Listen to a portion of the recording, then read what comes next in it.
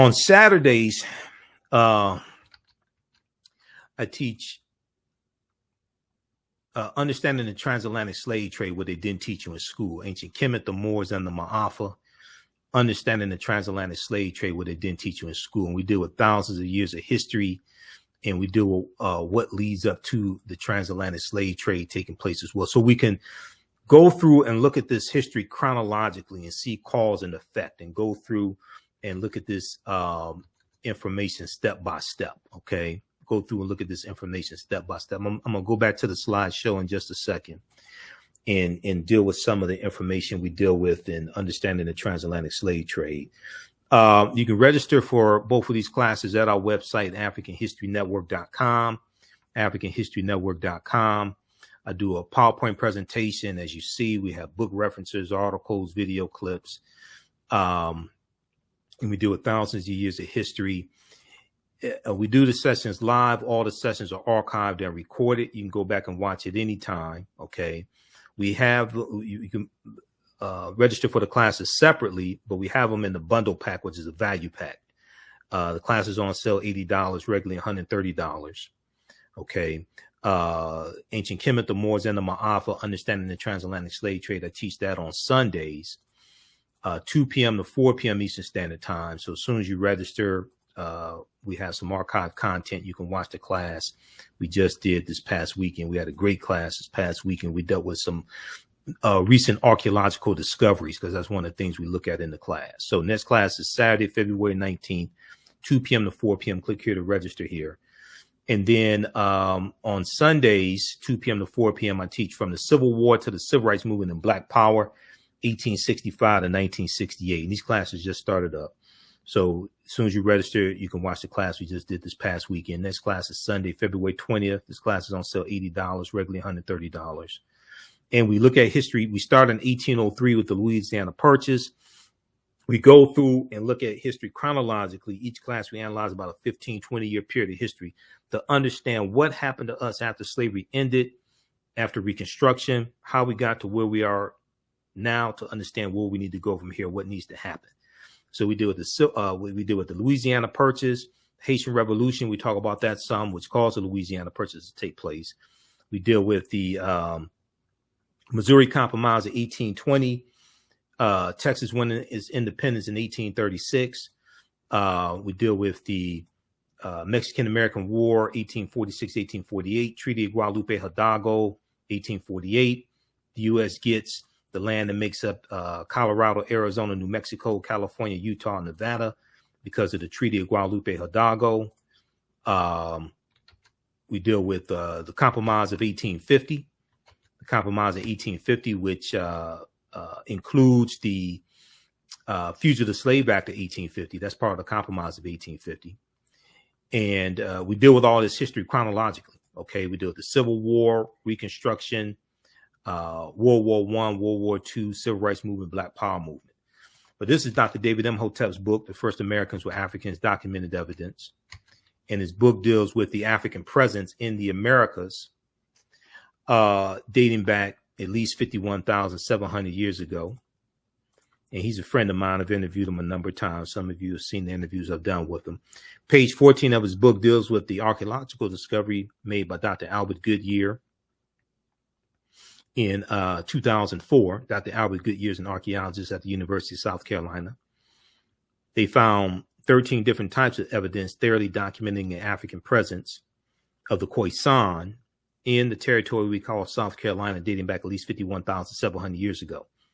This is long before the Clovis culture, founded in New Mexico, that puts Homo sapiens in North America about 13,000, 14,000 years ago.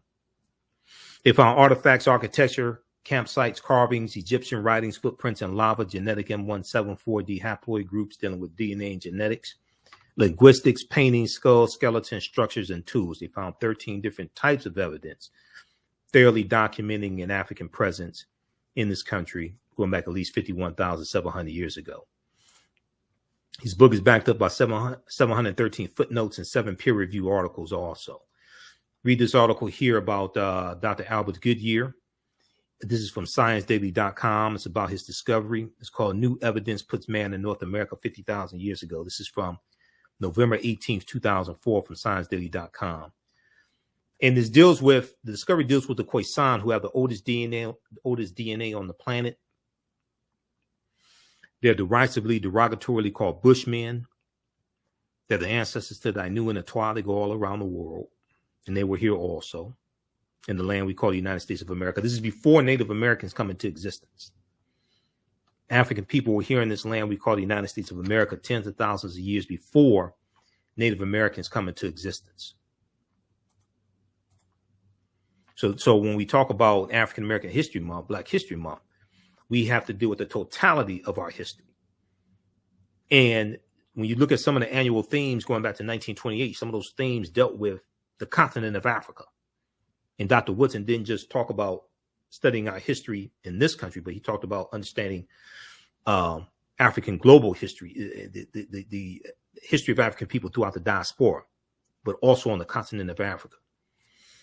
In October 2012, genetic study published in Science magazine found that the Khoisan in Southern Africa are the oldest ethnic group of modern humans, with their ancestral line originating about 100,000 years ago.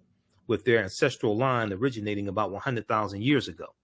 Khoisan, formerly called by the derogatory term Bushmen, are genetically unique, and no other currently known population have separated so early from our common modern human ancestor, according to the report. The Khoisan live mainly in Southern Africa, in territory spanning Botswana, Namibia, Angola, Zambia, Zimbabwe, and South Africa. They are largely divided into two groups: hunters and gatherers, the Sans people, and keepers of livestock, the Khoi. The Khoisan languages include the distinctive click sounds that are not found in the languages of their neighbors. The distinctive click sounds that are not found in the languages of their neighbors. AtlantaBlackStar.com is a good article, 5 ethnic groups that prove the first humans were Black. Now,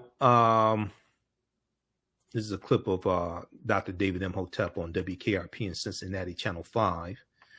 And if we look at this here, okay, so this archaeological discovery, this deals with, on the Greek island of Crete, stone tools that date back 130,000 years ago were found over the course of 2 summers on the Greek island of Crete, which seems to push Mediterranean sea voyaging back 100,000 years. This is causing the scientists to rethink everything. Crete has been an island for more than 5 million years, meaning the tool makers must have arrived by boat. So it seems to push the history of Mediterranean voyaging back more than 100,000 years, specialists in Stone Age archaeology say. This is Thomas Heraklion, the lost city of Egypt. There have been a few lost cities found recently, actually, the past 15 years or so. This is a discovery from 2013 that was revealed in 2013. They found 150 feet beneath the Bay of Abu Qir off Egypt's sea. They found 64 ships, 16-foot tall statues, 700 anchors. This is an article from news.yahoo.com. Sunken Egyptian city reveals 1,200-year-old secrets. This is from April 30th, 2013. These are some of the statues that they found at the bottom of the sea. All right. Let me see here very quickly. Okay, so in this class, we deal with the 800-year occupation of Europe by the Africans known as the Moors. We deal with thousands of years of history, what leads up to the transatlantic slave trade taking place. We deal with ancient Kemet, the Nile Valley region of Africa. We deal with understanding the transatlantic slave trade. We deal with the Middle Passage, the role that Christopher Columbus played also. We look at different civilizations. We look at ancient civilizations, Abyssinia, Ta-Nehisi, Nubia, ancient Kemet, things like this. We look at Carthage. We look at Ghana, Songhai, Mali. Look at the role Christopher Columbus played. And we go through and look at this history chronologically to see what leads up to the transatlantic slave trade taking place also. Okay. And let me see here. If we look at, let's look at something interesting. So we deal with Freemasonry as well. And the teachings from ancient Kemet and the symbolism that's infused into Freemasonry, like the Tekken, coming from the story of Asar set in Heru, the resurrection story of Asar, and the Washington Monument is a Tekken. We know that there were at least 1,200 Tekken Nu, approximately 1,200 Tekken Nu, for plural, built in ancient Kemet. Kemet, one of the original names for Egypt, meaning land of the blacks. But there are only about a dozen today, somewhere between 7 to 12 today in Egypt. Many of the Tekken Nu removed from Egypt are now in Istanbul, Turkey, London, France. Not London, England, Paris, France, Berlin, Germany, New York, Rome, Italy, Vatican City, and elsewhere throughout the world. The Tekken Nu are now called obelisks by their new owners, and few know their origin or that they symbolize the resurrection of the African king Asar. When you study Star Wars is a version of that retelling of that story of Asar and fighting against Asar and Set and Heru avenging his father. Okay. When you look at George Lucas, who created Star Wars, George Lucas had a teacher named he had a teacher named Joseph Campbell, and Joseph Campbell taught George Lucas about myths. Okay, one of the myths he taught him about was about Osiris and Isis and Horus or Asar or Set and Heru, and the brother Set, who ends up killing his brother Asar, and Asar's death is avenged by his son Heru, who the Greeks called Horus. The mythology of Star Wars with George Lucas, the struggle between heroes and villains, and the influence of a higher force are the essence of mythology and resonate within all cultures, providing storytellers with a natural framework for spinning tales. This was there's an interview that Bill Moyers did in 1999 with George Lucas about Star Wars and about myths and things like this. Now, when we look at Freemasonry, the word Mason is derived from the Latin words mass and sun. Mason means child of light and expresses the desire to pursue light, which is a metaphor for the sun, which symbolizes knowledge. The term child of light, or sons and daughters of light, was first used to identify students who had completed 42 years of study in the temples of ancient Kemet. Many Masonic temples were modeled after the temples of ancient Kemet, places where light or knowledge was imparted in a series of steps or degrees. If you read pages 18 and 32 of Egypt on the Potomac by Tony Browder, and Browder's a brilliant brother. I've interviewed him a number of times, and this is one of the books we use in the class also, Egypt on the Potomac. You don't have to buy any of these books to follow along in class, but this is one of the ones we use in class, Egypt on the Potomac. So the concept of liberal arts colleges comes from ancient Kemet, comes from the temples. When you read Stolen Legacy by George G.M. James, he deals with this, and the trivium and the quadrivium, the seven liberal arts, the rhetoric and the logic and arithmetic, things like this. Masonic temples are considered houses of light or temples of learning. The term Mason or child of light is a direct reference to the highest degree of the Kemetic education system.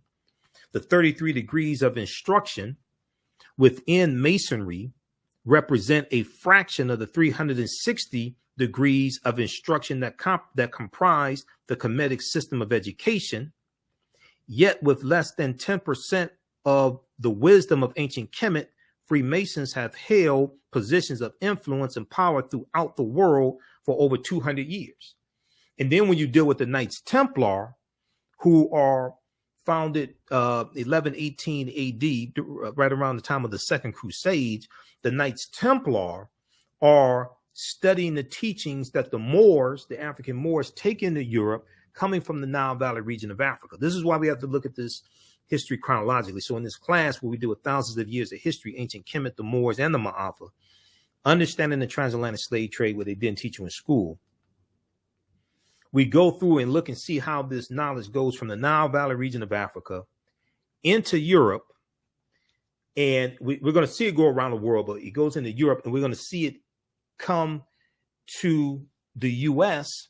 in the colonies with the founders of the colonies and the Masons, and the Declaration of Independence, and 50 of the 56 signers of the Declaration of Independence were Freemasons, things like this. But what we taught Europeans when the Moors go into Europe in 711 AD, what we taught Europeans is going to come back to kick us in the behind. This is why I say I wish we had never taught them. I think it's slide number 147 or something like that. But this is why I say I wish we had never taught them when we get to Tariq ibn Ziyad. It's slide 184. I'm sorry. So I have like probably about between these two classes, probably somewhere around 400 slides. 711 AD. The Moors go into the Iberian Peninsula. Wasn't called Spain and Portugal then. General Tariq ibn Ziyad in 711 AD crossed the straits and disembarked near a rock promontory, which from that day has borne his name, Jebel Tariq, Tariq's mountain, or Gibraltar, also called the Rock of Gibraltar, which is named after an African man, a Moor, Tariq ibn Ziyad. And then we see the Moors. They're going to conquer the Vandals and the Visigoths and settle in the southern portion of the Iberian Peninsula, and call it Al-Andalus. In the aftermath of these brilliant struggles, thousands of Moors flooded into the Iberian Peninsula. So eager were they to come that some are said to have floated over on tree trunks. Tariq ibn Ziyad himself, at the conclusion of his illustrious military career, retired to the distant east. We are informed to spread the teachings of Islam. There is really no need to speculate on the ethnicity of these early invaders of the conquest period. Primary Christian sources relating to the conquest, particularly the Primera Chronica General of Alfonso X, make the following observation regarding the Moors. Quote, their faces were black as pitch. The handsomest among them was as black as a cooking pot. The handsomest among them was as black as a cooking pot. This is Saint Maurice, who was a Moor as well, and was a martyr, and he was worshipped as the patron saint of Germany, because the concept of patron saints really comes from the Neteru. Okay, different patron saints were said to watch over different groups of people, and different patron saints had different attributes. So Saint Nicholas, who was an African as well, was an African saint.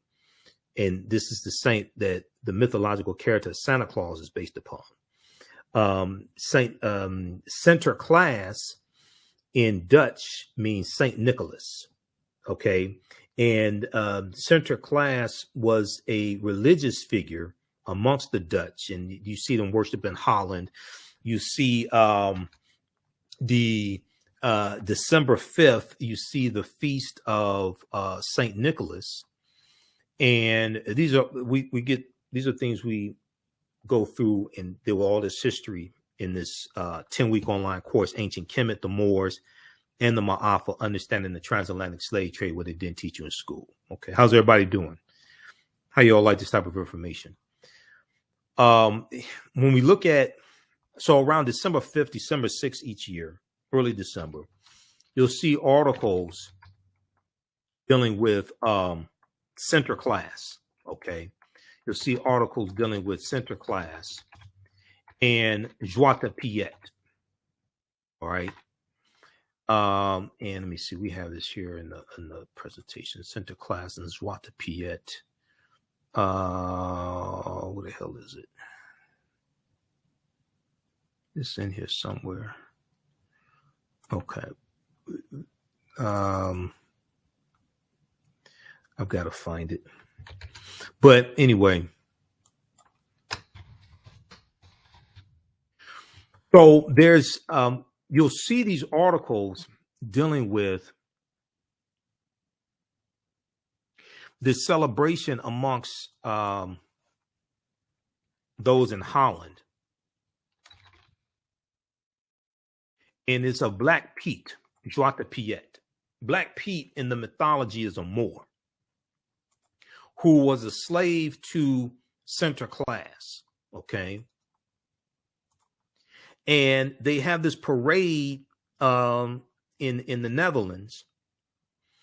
They have this parade, and these white people put on blackface, and they put on costumes from like the 17th century.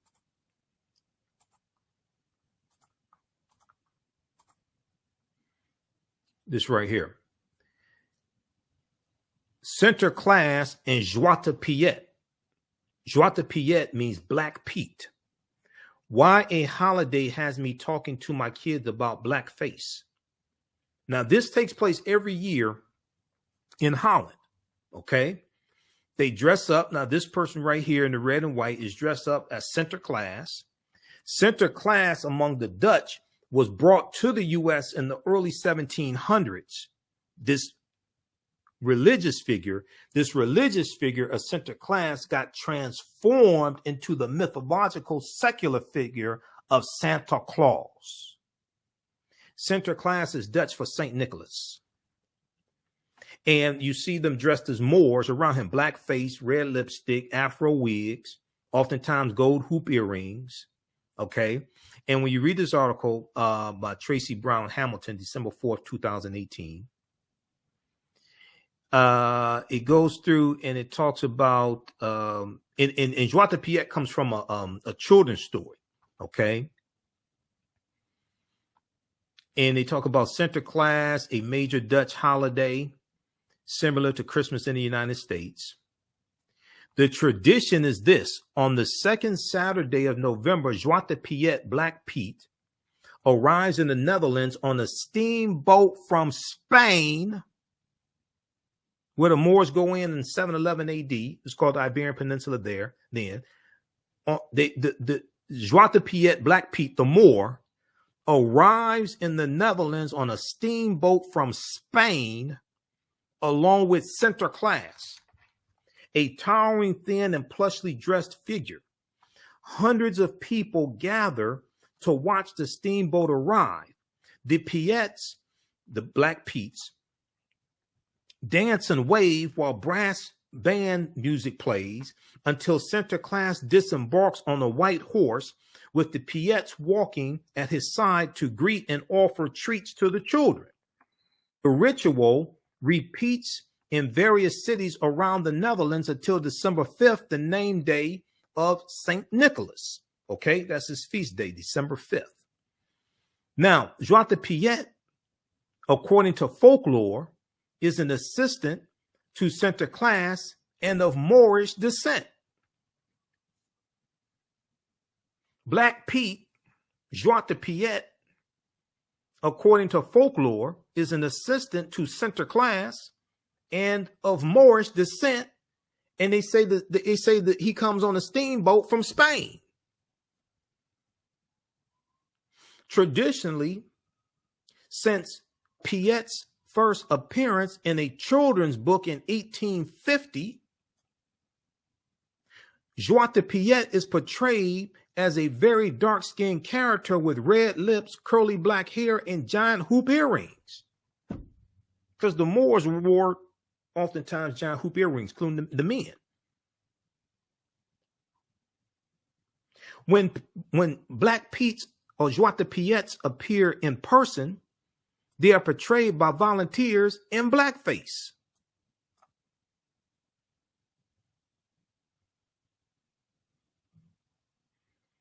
Okay, so read the rest of this, because there's more each year. There's more and more protests against this and saying, wait a second, this is racist what you're doing. Yeah, white people dressed up. Okay, and then what happened was you said, yeah, some white people that said, well, no, it's soot on Black Pete's face. It's not racist. No, he slides down the chimney and he has soot on his face. But during Black Pete's season, so while the dark all over black makeup has in some areas been replaced by a less heavy-handed sooty look, the story being that Black Pete is dirty from climbing through chimneys to deliver presents. Well, they adopted that as because they got backlash because they were saying, wait a second, this is blackface you're putting on. And they said, no, Black Pete, he's just black because he slides down the chimney. That's soot on his face. But he doesn't have soot on his uniform. He doesn't have soot on his costume. Why you had the red lipsticks? Why does he have big red lips? Why does he have an afro wig? The origins of the character and his appearance remain steeped in racism. And explaining racism to children in the context of one of their most celebrated characters, most kids want to dress up as mischievous Black Pete, Joie de Piet, very few as the more serious Saint center class. It feels akin to explaining animal abuse through the lens of Santa's reindeer. But you go back to encoding the racism into a children's story, which deals with media, which deals with conditioning them. And this in Joie de Piet dates back to a children's book in 1850.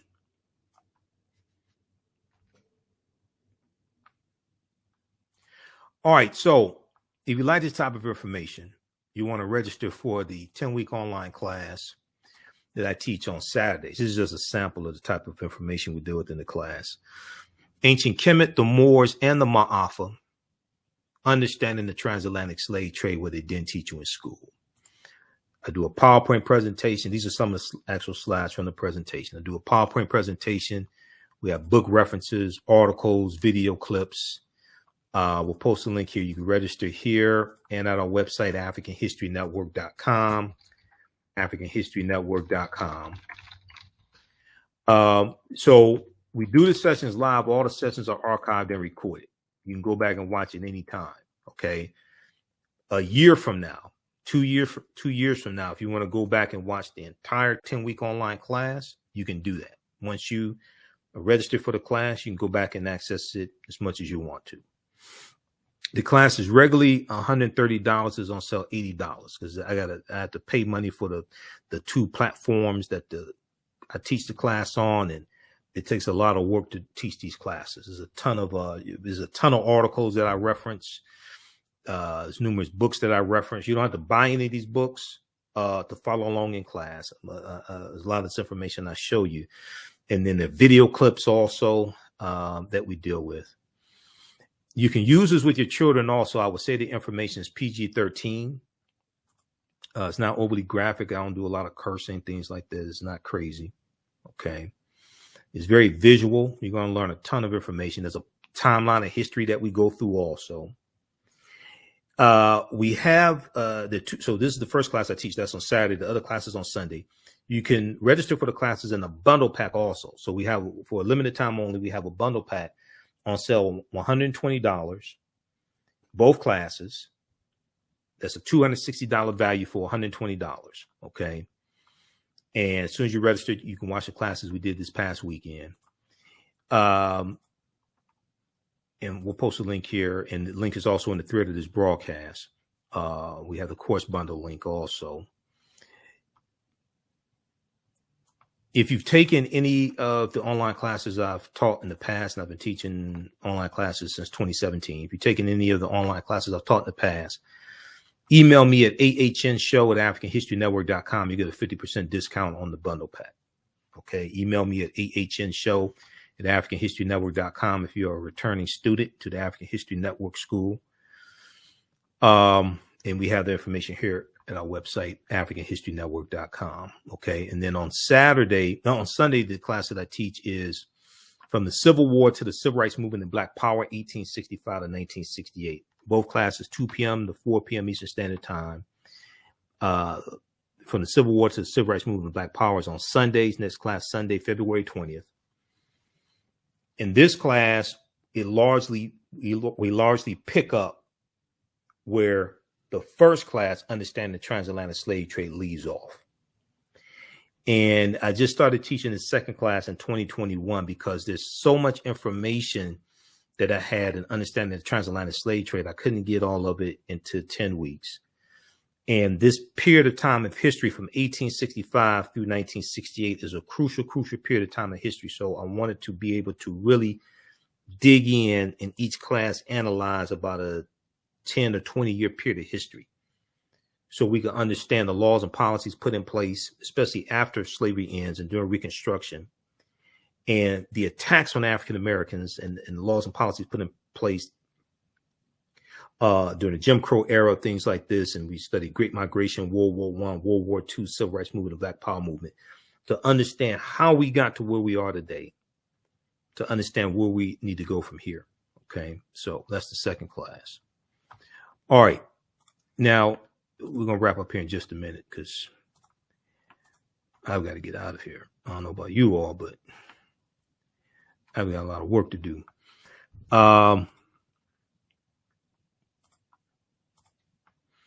So we also deal with Ghana, Shanghai, and Mali. We deal with Christopher Columbus. Now, Columbus is, when we deal with Spain, this information dealing with Spain is so crucial because Columbus conquers. First of all, Columbus never comes to the land we call the United States of America. Okay. And Columbus conquers Haiti, Hispaniola. The western third of the island of Hispaniola is where Haiti is, Saint Dominique, that the French call Saint Dominique, right? The Haitian Revolution is related to the Louisiana Purchase of 1803. All right, because one of the reasons why France sold the Louisiana territory, 828,000 square miles of land for less than 3 cents an acre, to the U.S., one of the reasons why they sold all that land is because they were getting the hell kicked out of them by the Haitians. That's one of the reasons why they sold the land. So that land acquisition was signed off on by Thomas Jefferson, 1803. And so we see that Cuba, Haiti, and Puerto Rico, all we've seen in the news in the last 3 months, they were all conquered by Columbus for Spain, King Ferdinand and Queen Isabella. And this is in 1492, and also he conquered Jamaica as well. And what we're going to do is see these fights over these new lands that Europeans are conquering. Columbus is using nautical instruments based upon technology that the Moors introduced into Europe. This is why I say I wish we never taught them. Everything we taught Europeans came back to kick us in the behind. Everything we taught them came back to kick us in the behind. The Moors introduced spherical globes and almanacs. So Europeans are learning what's in Africa and what's in the different areas where the Moors are coming from. And then when they conquer these islands in the Caribbean, they're setting up sugarcane plantations. The Spanish are setting up sugarcane plantations. The French are setting them up. Okay, so the Spanish and French have them in Hispaniola. Okay, they're going to have them in Cuba. All of this, the British are going to have this. The British are going to have sugarcane plantations also. All this stuff came back to kick us in the behind. We saw that the Bahamas recently announced that they were cutting ties with Queen Elizabeth, rightfully so. So, and then we're going to see that. So Columbus helps to laid the foundation of the transatlantic slave trade. Even though it doesn't start with the Spanish, it starts with the Portuguese in 1441. It's really going, the Portuguese dominate for the first 200 years, but the Spanish are really going to help expand it. And with King Charles I, or King Charles V, 1518, with the Asiento de Negros, we're going to see that it expands the transatlantic slave trade as well, with the Asiento, which gives a license to the Doctrine of Discovery, 1452, Pope Nicholas V. In the papal bull. I was looking for the Asiento de Negros. Bartolomé de las Casas, 1517, suggests that Africans be made slaves to King Charles V.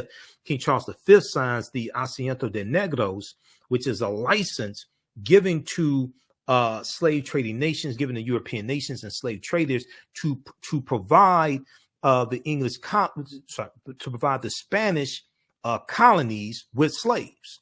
Okay, slavery comes to the New World after African slaves were first brought to the New World shortly after its discovery by Christopher Columbus. Okay, legend has it that one slave was included in his original crew, and they could be found on Hispaniola, site of present-day Haiti, as early as 1501. Upon his arrival in the Bahamas, Columbus himself captured 7 of the natives for their education on his return to Spain. However, the slave trade proper only began in 1518 when the first black cargo direct from Africa landed in the West Indies. The importation of African slaves to work in the Americas was the inspiration of the Spanish bishop Bartolomé de las Casas, who traveled on voyages with Columbus and kept a diary, and he wrote books about the atrocities that Columbus inflicted upon the indigenous people and upon the Native Americans and African people. Bartolomé de las Casas, whose support of black slavery was motivated by quote unquote humanitarian concerns, he said he later regretted saying that Africans should be enslaved exclusively. Right Reverend Bishop Bartolomé de las Casas argued that the enslavement of Africans and even of some whites, proving that in the early period, slavery did not operate according to exclusive racial demarcations early on. He argued that enslaving Africans, and in some cases white people, would save the indigenous American Indian populations or Native American populations, which were not only dying out, but they were also engaging in large-scale resistance as they opposed their excessively harsh conditions. So he was saying that the Native Americans had suffered enough, and to enslave exclusively African people, in some cases white people, but leave the Native Americans alone. As a result, King Charles V of Spain, King of Spain, agreed to the Asiento de Negros. The Asiento de Negros, which is a slave trading license in 1518, which later represented the most coveted prize in European wars, as it gave to those who possessed it a monopoly in slave trafficking. This is the Asiento. And this expands the transatlantic slave trade. This is the Spanish doing this. As a result of Columbus and his 4 voyages, via Bartolomé de las Casas. Now,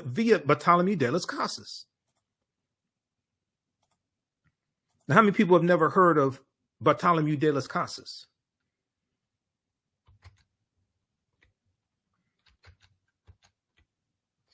All right. So those are just a few of the things that we deal with in the online classes. How you all like this type of information?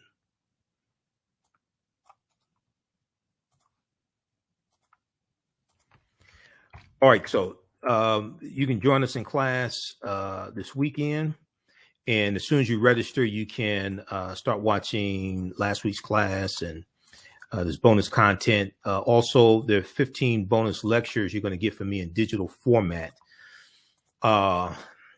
when you register for Understanding the Transatlantic Slave Trade, what they didn't teach you in school, Ancient Kemet, the Moors, and the Maafa. There's this 15 lecture bundle pack, the Michael Imhotep 15 lecture bundle pack. You can order it in DVD format from our website, AfricanHistoryNetwork.com. It's on sale $100, but the lectures in digital format is going to be included in when you register for this class here, Ancient Kemet, the Moors, and the Maafa, Understanding the Transatlantic Slave Trade, what they didn't teach you in school. All right, so if you've taken any of these online classes before, you have any questions, email me at ahnshow@AfricanHistoryNetwork.com. And as soon as you register for the class, you can start watching the content. And you can join us in class for our next class. You can sign up for our email newsletter. Text the word Kemet, K-E-M-E-T, to 22828 to sign up for our email newsletter. Text the word Kemet, K-E-M-E-T, to 22828 to sign up for our email newsletter also.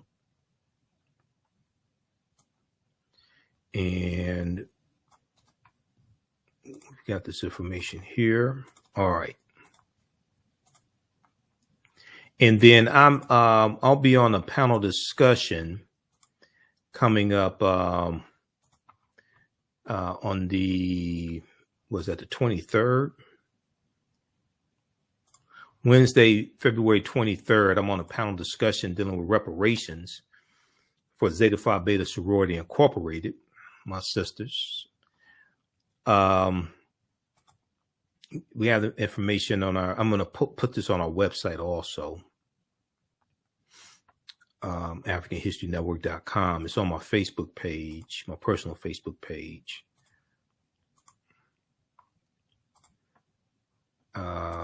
This one here, let me see. So this is a panel discussion for African American History Month dealing with reparations. So you already know my concept of the information I do with reparations is dealing with legal arguments for reparations. Not a lot of this stuff that's floating around. A lot of it is just a bunch of nonsense, to be honest with you. And I talk about repairing the damage of 246 years of slavery and decades of Jim Crow segregation. But we'll post a link on our website, AfricanHistoryNetwork.com, because you can, it's going to be on Zoom. And you'll be able to watch it on Zoom, okay? You'll be able to watch it on Zoom. Wednesday, February 23rd, 7 p.m., Zeta Phi Beta Sorority Incorporated, Michigan State Organization, Social Action Committee. There I am. I'm on the flyer. We're talking about reparations. So I deal with logical, realistic, legal arguments for reparations. Okay, we ain't going to get 20 trillion, 30 trillion, 14 trillion. That ain't going to happen. Republicans wouldn't even vote for the $1.9 trillion American Rescue Plan. No Republicans in the House or the Senate voted for that bill. And that was going to help a lot of poor white people that voted to put them in office. So you can come up with whatever number you want. Doesn't matter how much you think you're owed. Only thing that matters is how much you can actually collect. All right, we're out of time here. Remember, at the African History Network, we focus on educating, empowering, and inspiring people of African descent throughout the diaspora and around the world. Give us a thumbs up or heart if you like this broadcast. You register for the classes. I get deep into all this information in the online classes as well. Okay. Right now, it's correct wrong behaviors not over till we win. Wakanda forever. And if you like this type of information, also, you can support the African History Network, $ the AHN Show through Cash App, $ the AHN Show, SHOW through Cash App, and also through PayPal, paypal.me / the AHN Show, paypal.me /